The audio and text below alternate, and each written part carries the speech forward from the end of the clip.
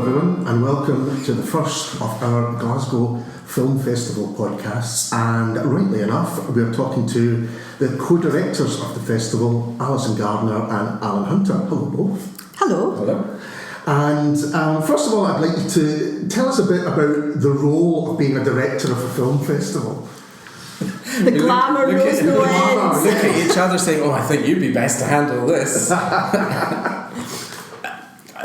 Well, the basic thing is compiling the programme, seeing as many films as possible, devising particular strands in a year, getting the balance right between films that people might have heard of and films that will be a little bit of a discovery for them, trying to cajole some guests to come. I mean, just putting all those elements together. I mean, I tend to be more watching films, right, which is just a terrible burden. Yes. It's so exhausting kind of thing.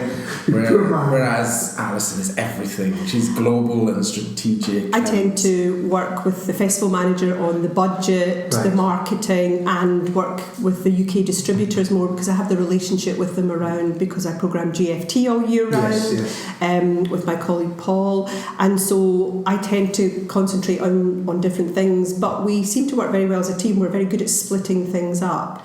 And then when we're at various festivals, Toronto or Cannes, we see a whole bunch of different things and we bring that together and say, oh, did you see such and such? Don't you think that would be a great fit for the festival? And then we try and get it. So this is the 16th yes, festival? It is. And you've both been working on a few of those. So how has it developed? Because it's grown in terms of size, but how have you managed to do that? I think that one of the things is that the audience are extremely loyal. Mm-hmm. We have about 50% of our audience are from Glasgow and the environs, and the other 50% are from the rest of the UK, Scotland, right, and international. Because what's unique about Glasgow Film Festival for me, and I hear this from the audience, is they can't go to Cannes, they can't go to Toronto. They tend to be not so audience based. For example, they have marketplaces, it's all about the market screenings, but they can come to Glasgow because all our screenings, for example, we have press in the regular screenings. We don't hold a whole separate other event there. We have an industry focus, which is 3 days around, and this year 5 days around the industry, but people can come here and participate. They get to meet up close and personal with the talent. They really like the talent, and our audiences ask great questions of the talent. So they're very, very, very cinephilic, our audience. They're very, very good. Because it is a participatory festival. I've been to many over the years, and there's often you've got a Q&A aspect of it, or someone giving the talk, and that seems to be really important.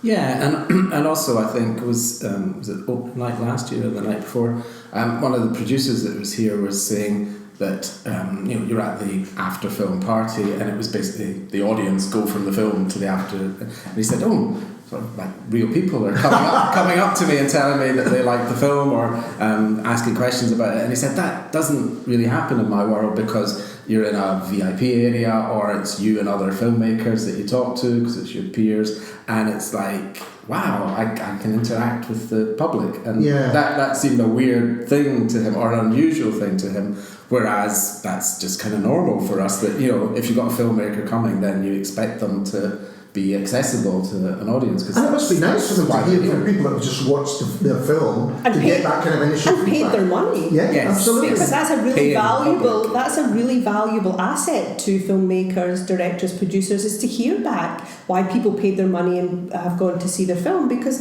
in this year's festival, there's 109 UK premieres, and there's 7 world premieres. Wow. That's a big jump for us. Yeah. I think that we're really coming into our own as a festival. People really want to launch their films here now. That's something that we've worked on over the years. People think it's a great launching ground. Sundance, Berlin, Glasgow. That's really, really becoming a thing, whereas before it wasn't as easy for us to get the films we wanted. But now people are coming to us, and it's about the profile we give the films. It's about the audience they meet, and it's about the curation that we give. And so that's been a lot easier. But 109 UK premieres, 7 world premieres, 3 European premieres, that speaks highly of what the programme is. And there's 50 films in this programme that have no premiere status. So they're part of the retrospective or the pop-up stuff. So if you think about that, then you can see that we're really punching above our weight in terms of premier international festivals. And how does that compare from when you both began at the festival?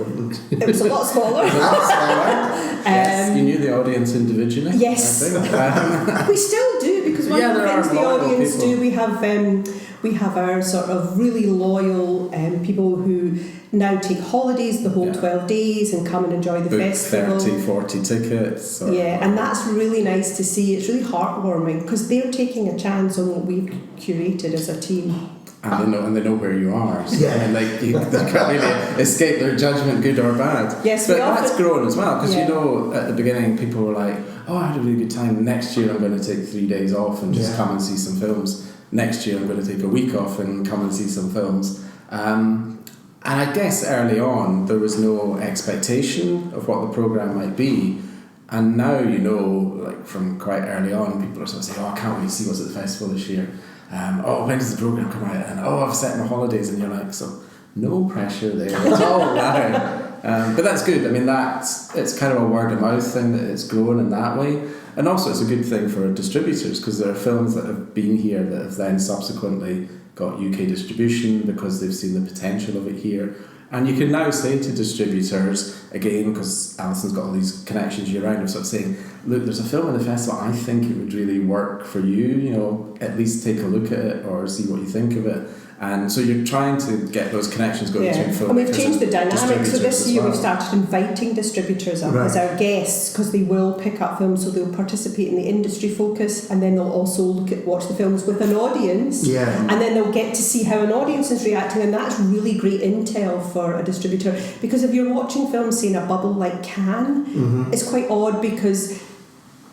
there's a festival mentality, because there's things like at Sundance, suddenly there's a bidding war for a film that sells for $10 million for UK or US distribution, and then months trickle by and it's not in that kind of fever pitch thing, and the film comes out and people are like, it's okay, and it takes 2 million, and everyone's going, why were people so caught up in bidding against each other and spending a fortune for this film?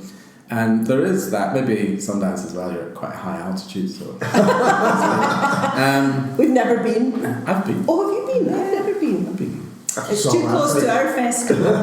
3 times. I think your point, Alison, that people are buying their tickets to come and see it as well, so you will get a really... it's a cinema experience as it would be at any other time of the year. Lots of places... if they're going to, they might give tickets away, and which I think would skew audience feedback. So I think that's an important point. And it also sounds as though it's growing, not organically, but it's growing staggered. You've got organically is a good word for us. It has grown organically, because what we do is we take steps, we interrogate things every year. The ethos has always remained the same. It's about the audience. It's really important that the audience have a good time, and both Allan and myself and Chris and Ian, who are part of the programming team, we all introduce the films that we're passionate about. We give a little bit of context, so we're trying to enthuse that audience with our enthusiasm for this particular film. And not every film will work. Sure, but we're showing things that at least one person passionately believes in. Yes. So it's not like, okay, we need to show 5 British films, so we better just tick some boxes and get some numbers. It's people, it's Allison saying, I've seen this film that's really, really amazing. We fight for films. Allan hates it. I love it. No, we can't possibly show that. And other people within the team are sort of saying, I've seen this horror film and it just blew me away. And I might be like, horror's not really my bag, but if you're this persistent and this enthusiastic about it, then it's clearly got something, and we should show that. So I think there's a reason really for every film that's in the programme, because it's got somebody's passion and enthusiasm championing behind it. So having a small team like that really is the basis of it, because it stops it going out of balance. You've got a nice balance of everyone's taste. And with people having different... Because, you and I have got very different tastes in what we like. I mean, sometimes we see things and say, that was amazing, and we agree on it. But, you're quite a horror fan. Yep. I'm not really a horror fan. I quite like long, slow, miserable European films. And Alison's probably not really back. So, but I think that works as well. Like, within the team, people have got really quite different tastes, and that somehow all and you'll find that blends even together. the audience, I mean, obviously our audiences are not backwards and coming forwards, Sure. because they're Glaswegian. Yes. And they'll say to me, "Oh, Alison, that was a terrible film, I really didn't enjoy that." And I'll say, "Allan chose that one." Always the comment. And I say, "I told him not to put it in, but There's no stopping them. there's no stopping him." So the feedback from audience is really important, and we take feedback really seriously. Yeah. And you know, it's great from social media, for example, and things like that. Most people are, I'd say 99.9% of people are positive. Even if they haven't liked something, they can see the value of it, or they can see why we've chosen it. There's always the odd comment that sometimes you have to put those odd comments to the side. Like, people complain because we've scheduled a film that was on a day they were doing something else. Like, I'm not really sure how I would manage that with 42,000 people coming. It's quite difficult. Or it's sold out. Oh yeah, we get that. I needed a ticket for that film, and it's so. I mean, how did this happen? Yeah, how did that happen? We'll talk a little bit about the strands in a minute, but how do you get that balance? Because there's an international aspect to it, as you said, but there's also very much looking at the local cinema and local filmmakers as well. How do you manage to balance that? For me, I start with the audience, for example, around the local community. So, for example, the retrospective is free every year, and that is really important, and we made it free because we wanted to give something back.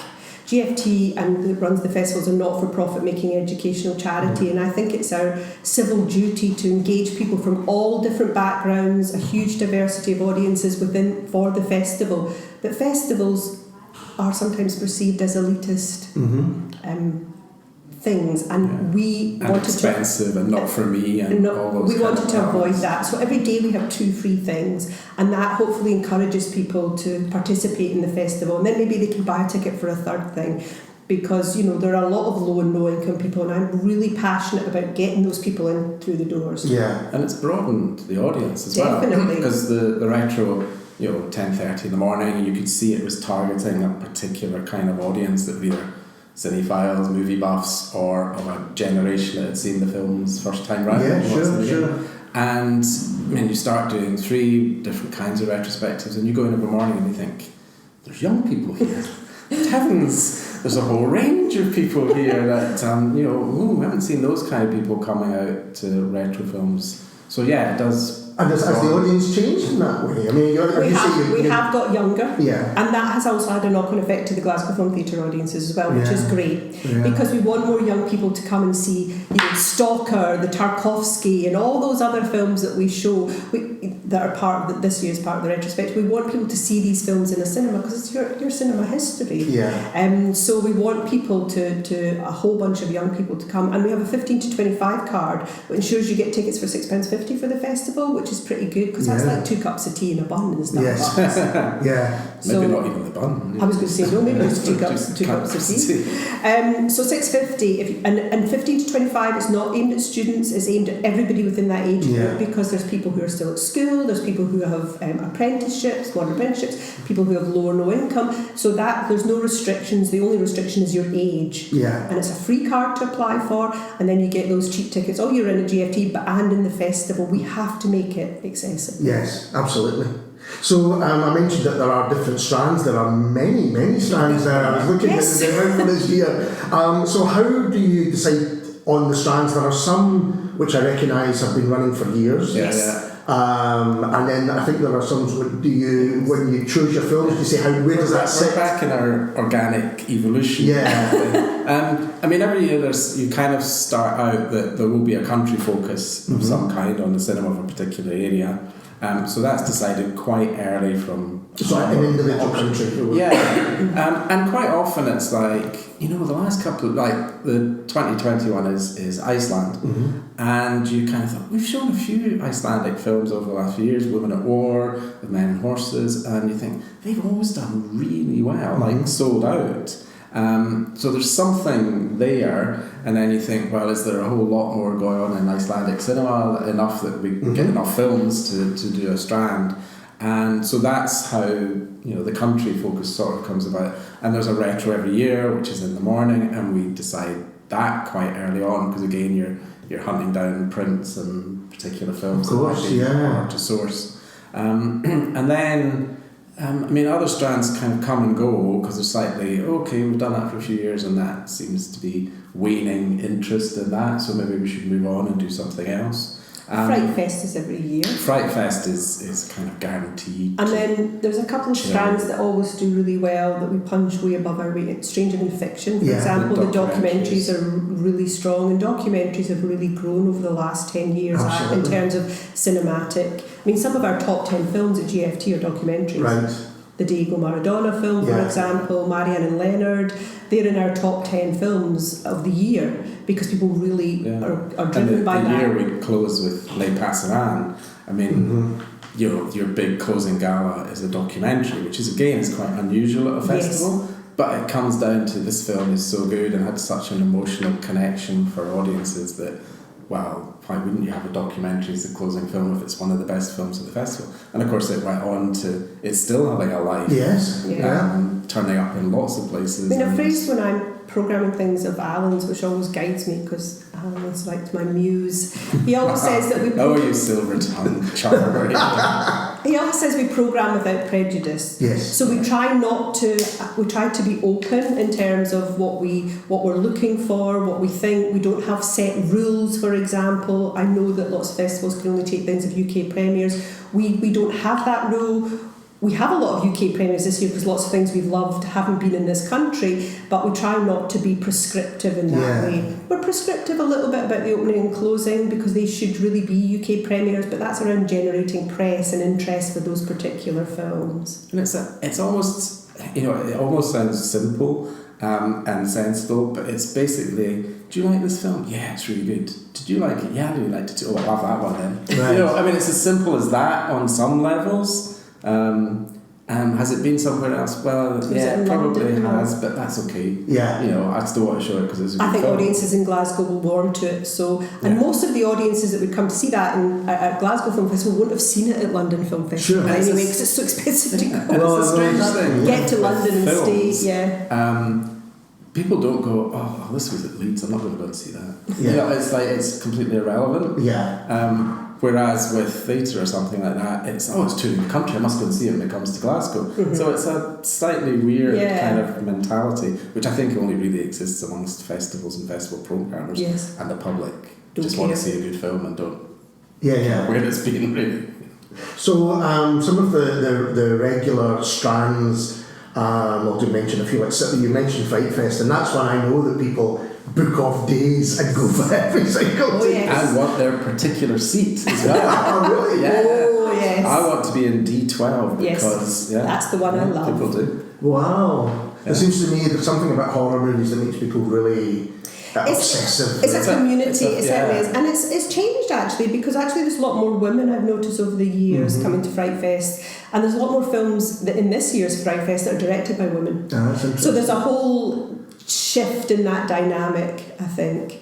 So that's really interesting. And one of my favourite songs is always Sound and Vision, which really allows you to go where you like in terms of music. And we've got some great stuff this year. We've got The Changing Times of Ike Wyke. We've got Billy, the documentary, UK premiere of the documentary about Billie Holiday. Oh, fabulous. There's just some class stuff in there. We've got a live event, romantic comedy with a live score. So there's lots of really great things. We've got a whole bunch of stuff at the Festival Club, which is like a little after club at the Blue Arrow. Oh yeah. So we've got jazz on a summer's day. You want to go to the 80s night, don't you? I'm definitely going to the 80s. Allison, I'm DJing at the 80s. Well, I'll be there. No. The Blue Arrow, did you say jazz on a summer's day? Yes. Yeah, they've restored that. So there's a new 4K restoration. Wow. So it probably looks better than it looked when it first came out, because it's just so kind of pin sharp now, and this will be the first time that's been seen in the UK. And we're showing it in GFT1 because we have a 4K laser projector that we installed last year. We spent thousands of pounds, but that's what we have to do. Worth it. It is well worth it, and it's a 4K restoration. And then after that, at the Blue Arrow, there's a jazz on Sunday afternoon, so people can do that and then pay and it's £5. Again, we're trying to make it as accessible to people as possible. And then we've got White Riot showing, and then we've got a Clash night at the Blue Arrow. Excellent. So we're just trying to make things more fun, keep people, with the festival. There's lots of things for people to do afterwards, and Sound and Vision lends itself to that very naturally. Yeah, because I think over the last few years I've noticed that increasingly you interact with the city, for want of a better term. You do put showings on in different places, different spaces as well. Talk a little bit about that. The pop-up stuff really came about because we had no room at GFT. We're like, and we were like, you're giving people a different experience. And then also as well, I was really keen because young people like that experiential cinema. I have a lot of colleagues who shall remain unknown who don't actually like the fact that films are shown in odd spaces because they think it sullies the art form. I don't have that belief because it does the opposite sometimes. I think it enhances it. I'm not involved in that bit very much, but the one time that we used the Necropolis to do the Passion of Joan of Arc. At the cathedral. That was brilliant. Because it was in where it was, and it was quite cold and the stone and everything there, and obviously it's quite a stark film. Yeah. But there was kind of goosebumpy moments of just the setting and the film, and I think that's what you get from pop-up things. That you can go see it at the cinema and it's a great film. Yeah. But somehow in this building, I'm not sure in this anything will atmosphere, top us doing The Thing at Snow Factor. Yeah. That was like my finest pop-up moment and it was so logistically difficult because we had to install weird heaters because we had shown it from a digital print. We had to install a digital print at the top and it had to have heaters so that it didn't freeze, and it was just all but it worked and it just sounded great because I was worried about the sound quality sometimes. Because we have sound, it's all balanced and all sorts of things in the cinema, but I thought, oh god, but actually the snow dampened the sound from the tin roof, and so it was perfect. People are still recovering from hypothermia. But they were well warned. Warned. I mean, and this year we wanted to take a retrospective theme about Are You There? About the dystopian future, because we feel like we're slightly living in one at the moment. That was. We thought, what can we do about the country as it is just now? Let's show a lot of films about how worse it can get. So this year we're doing Neo Glasgow at the Arches, and we're having a whole takeover weekend. So we're working with Platform, the food suppliers there. We're working on their sourcing local food, and we're having working with the Science Centre about science fiction versus science fact. So we're trying to, it's not educate people, but we're trying to say there's interesting things around this. But we're doing great films like Total Recall, Train to Busan. Yeah. I'm slightly worried about Train to Busan because it feels like we're actually in the middle of some sort of the Chinese. Of course. I know. But it hasn't turned people into zombies yet. So I know, but it's just but these things have a resonance in what we're doing now. We're doing Wall-E for families are there, so we're making we're using recycled cardboard to make your own robot, and all those things, and we're working with young climate activists around the day the Earth caught fire, a film from 1961 which is amazingly prescient, because you're looking at it and it's like, the Earth spun off its axis, and London and Brighton are sweltering in temperatures of 95 degrees. We've never seen anything like this, which was what they were predicting in 1961. You're thinking, that kind of was like last year. That came true, sort of thing. And scarce resources everywhere, water's running out, there's flooding, and you're like, that's kind of like somebody's read that and made it happen. So we're showing the film, then we've got young climate activists afterwards staying in the cinema to talk to people, see what you can do, because we have a duty of care, to our audience, to the planet. So we're doing these things, but we're not trying to make it preachy. We're trying to make it, these are great films, but if you want to learn something, you don't have to stay. But there's the option to if you wish. But it's an additional thing. If people have chosen that this is the film they want to see, then they're probably going to be interested in it anyway. You're giving them just that bit more. That sounds amazing, the stuff in the Arches. I know, and also one of the things that always does well is a secret location event. People love that. So this year we will be doing... Steady. No, I'm not saying where the secret location is. No, it was the temptation always. And this year when we go to Yes. Final Destination is the film. Right, okay. So all the audience might not make it to them. But you do, I've seen films as well, or that people, they set out, don't they? They're ones that are immediately known. So I love this idea if there's a real trust from your audience about what you do. And I think from a personal point of view, when the programme comes out, a real excitement about what's going to be in it. You know, that whole idea that you get your pen and you go tick, tick, you know, and go through all of these things.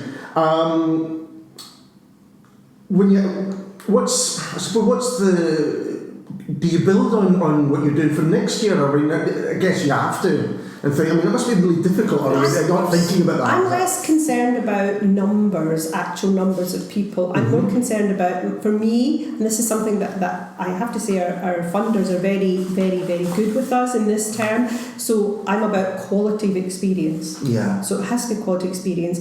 I want more people. I want the screen average percentage to go up so that each screening is more filled. So that's a great experience for the filmmaker. It's a great experience for the audience. So I'd like to aim that every screening is 75% full. That's quite a difficult ask. Or 100. Or 100. Let's go for 100. That's a difficult ask, but those are different statistics than rather just raw numbers, bums and seats. Yeah. And also bigger isn't always better. Sure. No. I mean, which is why we need to interrogate it every year. I mean, Toronto, for instance, has got bigger and bigger and bigger, and to the point now that it's unwieldy and it kind of overwhelms you. Right. Like there's so many films and so many choices and so many events that you kind of get the programme and throw your hands in the air like, I don't know where to start or where to go, or I think I maybe, maybe it's absolutely. got too much kind of thing. Well, I think the idea of having a central hub, which is the GFT, where yes, you get things branching off elsewhere, but people know the GFT, they know what happens there, and there's a trust there as well, is a really important thing.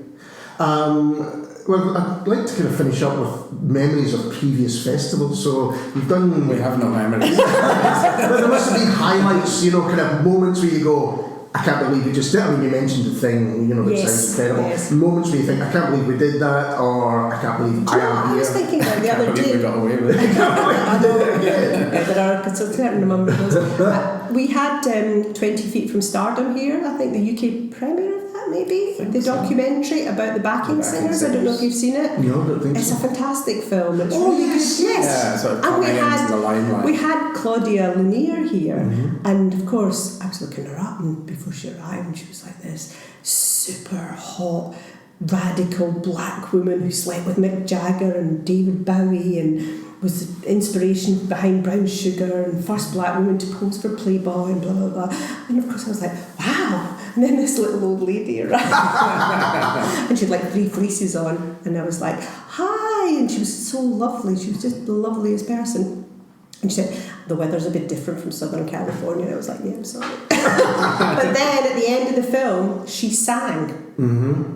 And we had the Glasgow Gospel Choir there as well, and they sang with her. And honestly, it was a magical moment. And we luckily captured it, and it's on our YouTube channel. Yeah. And just watching it again recently, because 20 Feet from Stardom was on the TV, and I was like, oh, I've got to watch that bit again. That was just so magical. And another really nice night was when Gemma Arterton came up after Beast from the East. She fought her way here. She did. She is a trooper. And I mean, the nice thing about that was it was the second time that she'd been at the festival. Right. The first time was for Byzantium, That's the right. Neil Jordan thing.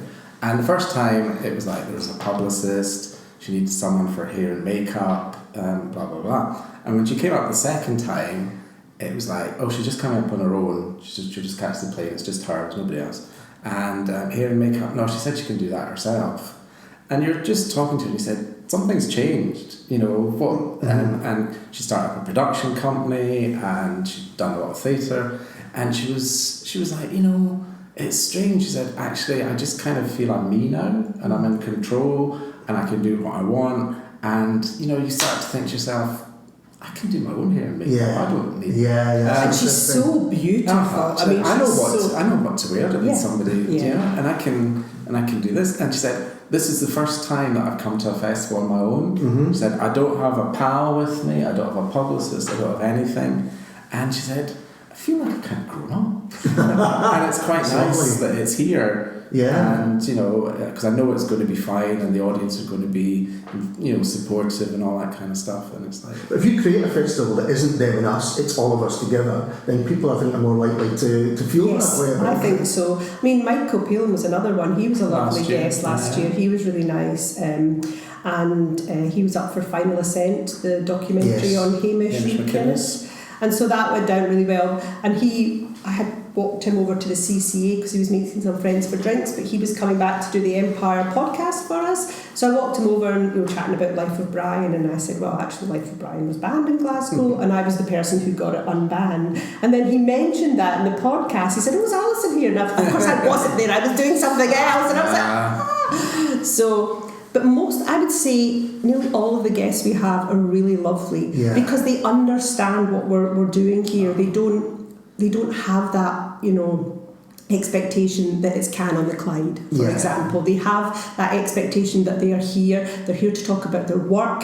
They're here to talk about the film. They're here. It's not just that posing on the red carpet and then that's it. There is an expectation that they give back to the people who've paid their money, the ticket, through the Q&A. And I have to say that most of them are really delighted about that. And also you kind of think, well, if you've taken all that on board and you're coming to Glasgow in February, knowing what the weather might be like, then you sound like you're a pretty good egg to begin with. So, because you can usually sort out the kind of, well, they would need to be bringing a nanny and they would need to have their personal trainer, and you're just like, that doesn't sound like our kind of guests kind of thing. We're not that kind of festival. And because I think we were asked once, weren't we, if there was a payment and we're like, no, we don't have that kind of thing. And I think also as well they really appreciate the audience and the questions they get asked. That's something that the audience really make the festival, because when you have distributors up from London and they're sitting in the audience, they say, people kept talking to me. And I was like, that's Glasgow. I said, did you get somebody's whole life story? And they went, yeah, practically. Yeah. And people ask questions, because sometimes you're at festivals and there's a Q&A, and it's like, and I'm sure people will want to ask things, and you just look out the sea of faces, and you're like... I've chaired events where that's the case. And you're like, thinking, why did you all stay when you don't want to ask something? And that's rarely an issue here. People are usually, hands are up and they've got things they want to know. Yeah, absolutely. And there will be people, making film now that will have been inspired. Any festival that's gone for the length of time the Glasgow Film Festival will have been inspired by coming to the festival. Well, that point you made earlier about local filmmakers, which I'm not sure we address. We're very, very keen to support local filmmakers. We have a section called Local Heroes, which is UK and Scottish directors, and that really is showing our support for great films that are made in the UK. And actually, we do need to do that. We need to nurture these talents. Martin Scorsese said you can't make a great film without watching great films. So if you want to be a filmmaker, you should be here every single day during the festival. But also, supportive in terms of wanting to show as much local work as possible that's still meeting your quality threshold. But also just on the the nuts and bolts of things of actually sharing box office or making contributions. We're not exploiting people by saying, you're so lucky to have your film here. No. We are, Yeah, we have a policy that we either pay a screening fee or pay for the filmmakers to come over, and that's for films that are submitted, for example, or we pay and we pay our distributors as well. That's very unusual. Festivals don't usually pay.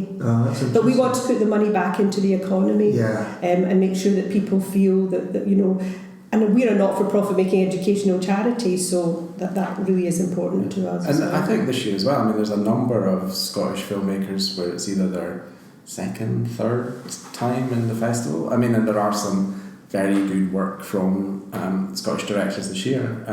Scott Graham's back with Run. Oh, yes. Peter Mackie-Byrnes, who made Daphne, is from Rialto. And he seems to be going from strength to strength, because it's like 2 years between feature films, which is pretty unusual in British cinema these days. And Flint, which is a world premiere, is Anthony Baxter, who's probably best known for the Trump documentary. Yeah, that's right. It's just, Flint, Michigan is where they did sort of cost-cutting things with the local water supply that has gone on for like the last 6 years. And it's just a kind of staggering look at how a relatively powerless community is just not considered important. in terms of just clean drinking water. Yeah. And you're thinking, this is one of the richest countries in the world, and there are people, because they're poor working class people, that don't count, and are buying bottled water because the stuff coming out their tap is not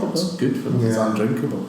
So he's followed that over 6 years, and it's an amazing story of heroes and villains and shifting perceptions of things. And that's a world premiere. So there's lots, and Our Ladies, Michael Caton-Jones, fantastic. I think people have been very keenly waiting for that. Yeah, absolutely. No longer called The Sopranos. Yeah, well, obvious reasons. For obvious reasons, of course. I didn't even think. Yeah, the Alan Walker book originally. But Michael's been here before with his last film, so it's nice to have him back. It's so interesting because I came in with the idea that you had to think about splitting it locally and internationally, and actually, what you've been saying is there's often a real blend. There are local filmmakers that are making international films. Yes, absolutely, and that's what we want. We want our Scottish filmmakers to make films that are relevant to our local audience, but relevant to an international audience as well. It's really important. And to come back here with them. And to come back. Like the lovely Lynn Ramsey a couple of years back. That's right. She's been here at GFT and GFF lots of times. times as well. Yeah. So I think she came here for We Need to Talk About Kevin, I think, and then she came back You're with. never really here. Yeah, so that's nice. And the reason they come back and the reason that we've got these relationships is because they understand that GFT, that runs the festival, is a not-for-profit making educational charity. All the money we get here, we don't pay huge salaries, we have a differential, we pay the living wage. These things are really important to us, that we're putting the money back in. So we're buying the new equipment. We're an old building, we'll refurbish the building, but we've got brand new cutting edge technology. All those things. We're making sure that we're looking after those younger people, the 15 to 25. We have a youth board. We have young selectors at this year's festival who are looking at the programme saying, this is for us, this is what we want. They're championing it. They're doing a takeover of the social media. We're allowing different voices into the programme and the organisation. That is really crucial. Yeah. That makes us different because quite a lot of other festivals are very my festival, my artistic vision. That is not how we operate here, and filmmakers understand that. Well, the other kind of lovely thing as well is the number of Scots who come here who are now very eminent globally, and it's like, when I was a student I used to come to GFT all the time. Like David Tennant saying, I remember coming to see Reservoir Dogs here, to think that now I'm in GFT1 that's filled with people coming to see my film. Lynn Ramsey saw films here, Karen Gillan saw films here, and there's something very emotional in the connections that they feel to GFT, and then 20 years later you're filling the cinema coming to see one of your films. And that's what I always think, although it's Glasgow Film Festival and it's on for a period of time, actually it's just an extension of what GFT does for the film. It's like that, it's our ta-da moment, because that's the sense, because even the strands have morphed from the festival into the GFT. So we do Cinemasters. So for example, in February our Cinemaster is Celine Sciamma, who's bringing out Portrait of a Lady on Fire. So we use these strands and then we try and Sound and Vision. Sound and Vision. We have Crossing the Line all year round as well, the artist film and experimental work. So we try to put them into GFT year round so that it's not just like, here it is, go away.